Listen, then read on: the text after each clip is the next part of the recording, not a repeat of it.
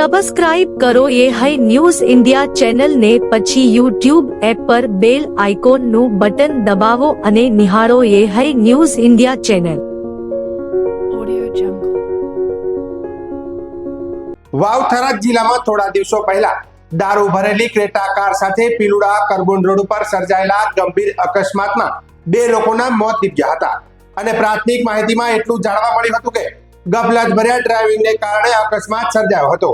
જ્યારે આજે 4 દિવસ બાદ એક વિડીયો અને પરિવારજનોના અનેકો આક્ષેપ સાથે વિડીયો પુરાવા સામે આવ્યો છે. ત્યારે કોની હતી આ સ્કોર્પિયો ગાડી કે જે દારૂ ભરેલી ક્રેટા કારની પીછો કરી રહી હતી, જે અંગે આ વિડીયોમાં વિગતે વાત કરવી છે. ત્યારે વાત છે વાવ થરાદ જિલ્લાના થરાદ પંથકમાં 18 તારીખની મધરાત્રે આશરે 4 થી 5 વાગ્યાના સમયગાળામાં દારૂ ભરેલી ક્રેટા કાર સાથે પીલુડા કાર્બન રોડ પર સર્જાયેલા ગંભીર અકસ્માતને લઈને અનેકો પ્રશ્નો ઊભા થયા છે. આ અકસ્માતમાં 2 લોકોના ઘટના સ્થળે મોત થયા હતા, જેમાં કરબુણ ગામના યુવાન પિન્ટુભાઈ ભીલનું પણ કરુણ અવસાન થયું હતું. ઘટનાને લઈને સમગ્ર પંથકમાં શોક સાથે અનેક શંકા કુશંકાઓ ચર્ચાઓ વહેતી થઈ છે. મૃતક યુવાનના પરિવારજનોએ અકસ્માત અંગે ગંભીર શંકાઓ વ્યક્ત કરી છે. પરિવારજનોના જણાવ્યા મુજબ રોડ ઉપર લાગેલા સીસીટીવી કેમેરાના આધારે ક્રેટા કારની પાછળ એક એંગલવાળી સ્કોર્પિયો કાર પીછો કરતી આવતી જોવા મળી હોવાની માહિતી મળી છે. પરિવારના આક્ષેપ મુજબ પાછળથી આવતી આ શંકાસ્પદ સ્કોર્પિયો કાર દ્વારા ક્રેટા ગાડીના પાછળના ભાગે ટક્કર મારવામાં આવી હોવાની શક્યતા નકારી શકાય તેમ નથી. પરિવારના જણાવ્યા મુજબ અકસ્માત બાદ જ્યારે તેઓ ઘટના સ્થળે પહોંચ્યા ત્યારે આસપાસ હાજર લોકોએ પણ પાછળ એક ગાડી હોવાની અને અકસ્માત પછી તે ગાડી લાઇટ બંધ કરીને ઝડપથી ત્યાંથી નીકળી ગઈ હોવાની ચર્ચાઓ કરી હતી. મૃતક યુવકના પિતા રઘનાથભાઈ માવજીભાઈ ભીલ દ્વારા આક્ષેપ કરવામાં આવ્યો છે કે આ ઘટના માત્ર સામાન્ય અકસ્માત નહીં પરંતુ શંકાસ્પદ પરિસ્થિતિમાં બની હોવાનું લાગી રહ્યું છે. તેથી સમગ્ર ઘટનાની નિષ્પક્ષ અને ઊંડાણપૂર્વક તપાસ કરવામાં આવે તે અત્યંત જરૂરી છે. પરિવારજનો તેમજ ગ્રામજનો દ્વારા જિલ્લા પોલીસ તંત્રને અપીલ કરવામાં આવી છે કે સીસીટીવી ફૂટેજ તથા અન્ય તકનીકી પુરાવાના આધારે સમગ્ર ઘટનાની વિગતવાર તપાસ કરવામાં આવે અને જો કોઈ જવાબદાર હોય તો તેના વિરુદ્ધમાં કડક કાયદેસરની કાર્યવાહી કરવામાં આવે. આ ઘટનાને લઈને પંથકમાં ભારે ચિંતા અને આક્રોશનો માહોલ જોવા મળી રહ્યો છે અને મૃતકના પરિવારને ન્યાય મળે તેવી માંગ ઉઠી રહી છે. મારું નામ રઘનાથ માવજી ભીલ, ગામ કરબોન. મારો છોકરો રાતે નીકળેલો, સવારમાં ખબર પડી કે ગાડીમાં એક્સિડન્ટ થયેલો. ગાડીમાં એક્સિડન્ટ બન્યો એટલે મને ખબર પડી કેમેરા દ્વારા, એટલે એમાંથી પબ્લિક ભેગી થઈ એટલે મેં ગયા રોવા કે મારો છોકરો મરેલો પડ્યો, ગાડી ટક્કર મારીને નીકળી ગઈ. હવે પોલીસ, જિલ્લા પોલીસ તમે તપાસ કરો તો આમાં મને જાણવા મળે. મને મર્ડર લાગે છે સાહેબ. મર્ડર ગાડી ઠોકીને નીકળી ગઈ. ગાડી આવી થરાદ બાજુ. મારું નામ ભરતભાઈ પસંદ, ગામ જગડા. મારું સાસરું કરબોન છે. પીલુડા કરબોન હાઈવે ઉપર એક્સિડન્ટ થયો, એમાં મારા શાળાનું મોત થયું છે. અને એ એક્સિડન્ટ થયો એ કોઈ એક્સિડન્ટ ગાડી પલટી મારેલ નથી. ગાડી ઠોકેલી, પાછળથી ગાડી આવી અને ઠોકેલી છે એવું કેમેરામાં દેખાય છે. અને અમે સવારમાં ગયા ત્યાં લાશ જોવા મળી હતી, જેથી અમારી માગ છે જિલ્લા પોલીસ વડાને કે વધુ તપાસ હાથ ધરે. અને તો લાગે જ છે કે આ એક્સિડન્ટ થયો જ નથી, પાછળથી ઠોકેલી જ ગાડી છે એવું લાગે છે. અને ત્યાં લોકો વિચારતા કરતા હતા કે 2 ગાડીઓ હતી અને પાછળથી ગાડી આવીને ઠોકેલી છે. થરાદના મોચી વિસ્તારમાં ગટર અને રસ્તાની ગંભીર સમસ્યાથી સ્થાનિકો પરેશાન જોવા મળ્યા છે. અનેક વખત રજૂઆતો કરવા છતાં તંત્ર દ્વારા કોઈ કાર્યવાહી કરવામાં આવતી ન હોવાના આક્ષેપો સ્થાનિકો કરી રહ્યા છે. મદીના મસ્જિદ સામે આવેલી મોચી શેરીમાં ગટર ઉભરાવાની સમસ્યા વકરી રહી છે. ગટર અને શૌચાલયની પાઇપો ખુલ્લી હોવાથી ગંદુ પાણી શેરીમાં ફેલાઈ રહ્યું છે, જેના કારણે અવરજવરમાં મુશ્કેલીનો સામનો કરવો પડી રહ્યો છે. આ ગંદકીને કારણે મચ્છરોનો ઉપદ્રવ અતિશય વધી ગયો છે, જેનાથી રોગચાળો ફેલાવાનો ભય સ્થાનિકોમાં પ્રવર્તી રહ્યો છે. ગટરની સમસ્યાની સાથે સાથે આ વિસ્તારના રસ્તાઓની હાલત પણ અત્યંત ખરાબ છે. સ્થાનિક મહિલાઓએ જણાવ્યું હતું કે આસપાસની નાની ગલીઓમાં સુધારાના કામો થયા છે, પરંતુ તેમની શેરીમાં વર્ષોથી કોઈ કામગીરી કરવામાં આવી નથી. એક સ્થાનિક મહિલાએ કહ્યું હતું કે અમારી મદીના મસ્જિદની સામે આખો દિવસ ગંદકી ફેલાઈ રહી છે અમારા નાના બાળકો બીમાર પડે તો દવાના ખર્ચા કોણ ભરશે? નગરપાલિકાના માણસોને ફરિયાદ કરી છે, પણ તેઓ કોઈ કરતા નથી. તો અન્ય એક સ્થાનિક રાજગઢી પાસે રોડ પરના મોટા ખાડા અંગે ફરિયાદ કરતા જણાવ્યું કે આ ખાડાઓમાંથી ગંદુ પાણી નીકળે છે. વારંવાર રજૂઆત કરવા છતાં માત્ર માટી નાખીને જતા રહે છે, કાયમી રિપેર કરતા નથી. આ ખાડાને કારણે અનેક બાઇક ચાલકો પડી જાય છે અને ગાડીઓ પણ અથડાય છે. ત્યારે આ મામલે નગરપાલિકાના ચીફ ઓફિસર મીડિયા સાથેની ટેલિફોનિક વાતચીતમાં જણાવ્યું હતું કે આ કામગીરી આજથી ચાલુ કરાવી દેવામાં આવી છે અને 7 સુધીમાં કામ પૂર્ણ કરી દેવામાં આવશે. પરંતુ આજે બીજા દિવસે પણ પરિસ્થિતિ યથાવત જોવા મળી હતી.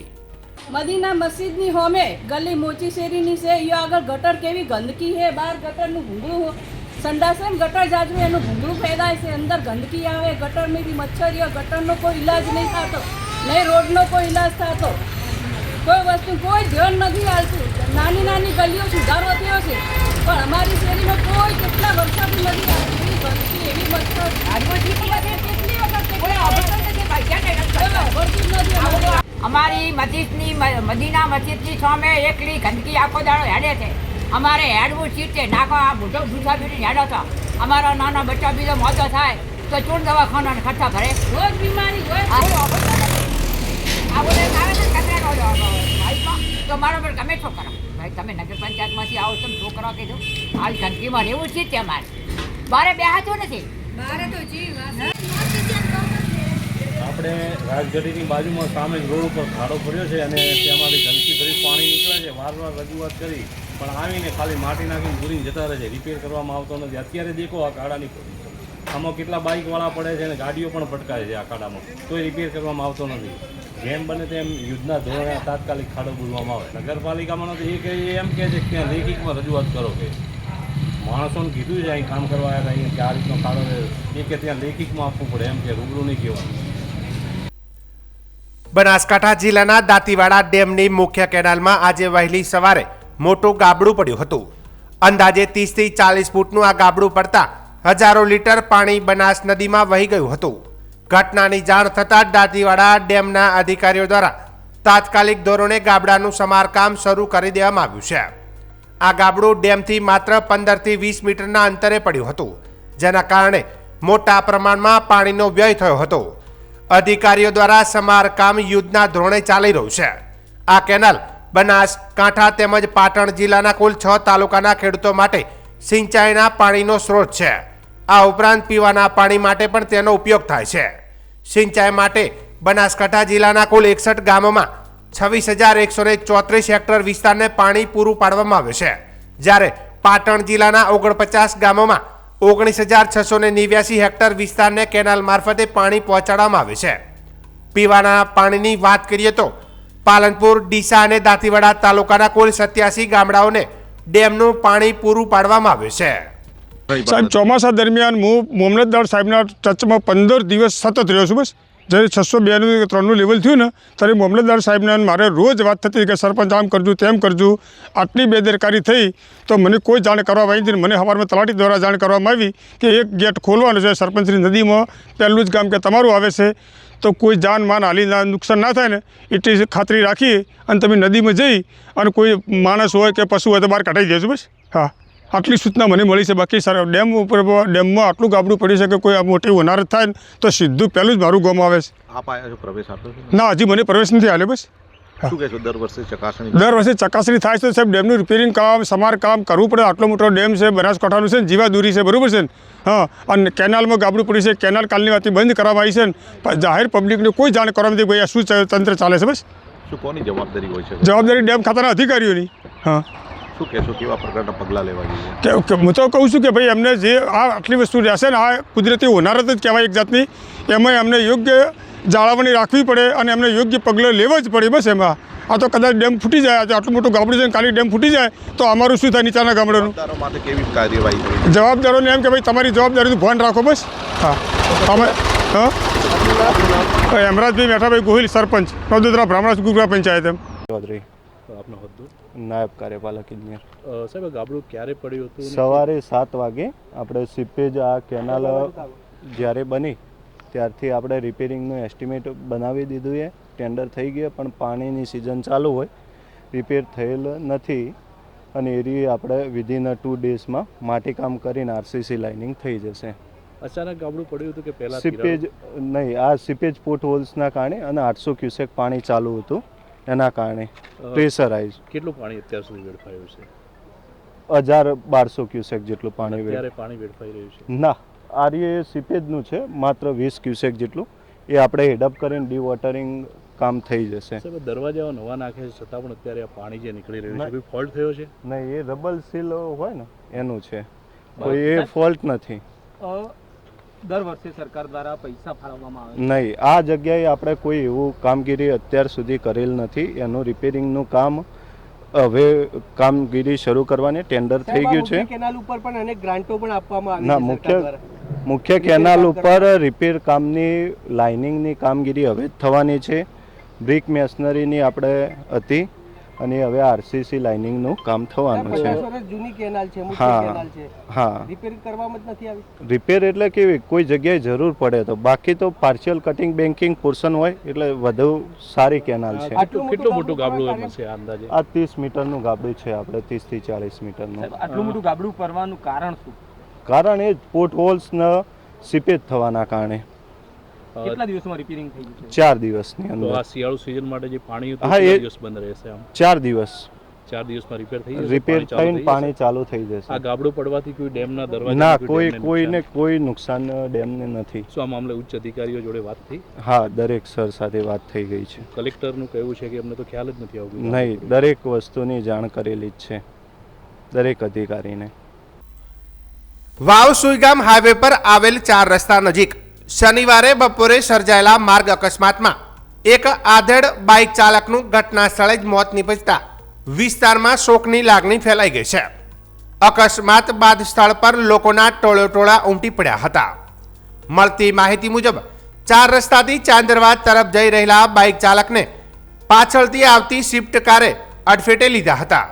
ટક્કર એટલી ભયાનક હતી કે બાઇક ચાલક લક્ષ્મણભાઈ રૂપરામભાઈ ગામોટ, ઉંમર વર્ષ 55, રહે ચાંદરવાને ગંભીર ઈજા પહોંચી અને તેમનું ઘટના સ્થળે મોત નીપજ્યું હતું. અકસ્માત બાદ કાર ચાલક વાહન સાથે સ્થળ પરથી ફરાર થઈ ગયો હતો. ઘટનાની જાણ થતાં વાવ પોલીસે તાત્કાલિક ઘટના સ્થળે દોડી આવી હતી અને મૃતદેહને વાવ રેફરલ હોસ્પિટલ ખાતે પોસ્ટમોર્ટમ અર્થે ખસેડાયો હતો. વાવ પોલીસે અજાણી સ્વિફ્ટ કારના માલિક વિરુદ્ધ ગુનો નોંધી આગળની તપાસ હાથ ધરી છે. આસપાસના સીસીટીવી ફૂટેજ તેમજ પ્રાથમિક માહિતીના આધારે ફરાર વાહન ચાલકને ઝડપી પાડવાના પ્રયાસો હાથ ધરવામાં આવ્યા છે. સ્થાનિક લોકોએ આ 4 રસ્તા પર વારંવાર અકસ્માતો સર્જાતા હોવાની ફરિયાદ કરી સર્કલ બનાવવાની માંગ ઉઠાવી છે.